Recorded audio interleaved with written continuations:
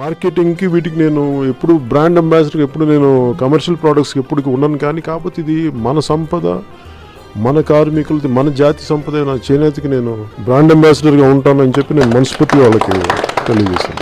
ఏ చేనేత కళాకారుల గొంతు ముందుకెళ్లట్లేదు, వారి గొంతు శాసనసభలో వినిపించేలాగా, బలమైన గొంతు వినిపించేలాగా వారికి జనసేన పార్టీ అండగా ఉంటుందని మీకు సభాముఖంగా తెలియజేసుకుంటాం. ఈ చేనేతను మనం సంరక్షించుకుందాం, ఈ చేనేతకి ఆఖరి శ్వాస వరకు నిలబడదాం అన్న సభాముఖంగా మీకు తెలియజేసుకుంటున్నాను.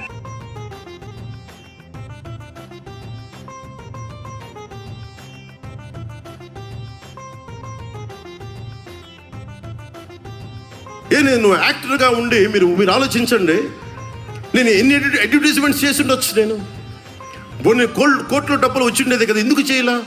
అరే పవన్ కళ్యాణ్ అనేవాడు గొంతు ఇప్పితే ప్రజలకి మేలు జరగాలి, ప్రజల కష్టాలే కదా భుజం గాయాలి.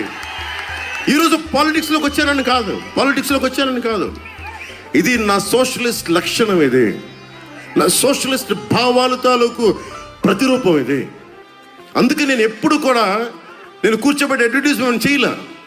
కానీ నేను బ్రాండ్ అంబాసిడర్గా నేను చేనేత వారికి ఒప్పుకున్నా.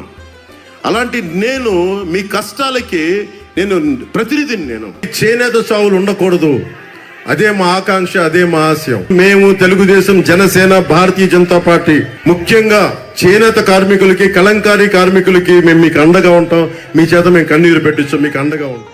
గుజరాత్ లో బిజోడి అన్న గ్రామంలో కూలీలు నేతన్నలుగా మారి ఈ రోజు అధిక లాభాలు సంపాదిస్తున్నారు అధ్యక్ష. మన రాష్ట్రంలో నేతన్నలు కూలీలుగా మారిపోతున్నారు అధ్యక్ష, మగ్గాలు మూసుకొని. ఎందుకంటే ఆ రోజుకి వచ్చే 150-200 రూపాయలు కూడా వాళ్ళకి రావట్లేదు అధ్యక్ష. కాబట్టి మన ప్రభుత్వాన్ని, ఎన్డీఏ కూటమి ప్రభుత్వం వల్లే వాళ్ళకి న్యాయం జరుగుతుందని వాళ్ళందరూ కోరుకుంటున్నారు. కాబట్టి నేతన్నకి నెలకి నికర ఆదాయం ఖర్చులన్నీ పోగా ఒక 8,000 నుంచి 10,000 రూపాయలైనా వచ్చేటట్టుగా ఆలోచించమని నేను మంత్రి గారిని, ప్రభుత్వాన్ని ఈ రోజు కోరుకుంటున్నాను అధ్యక్ష.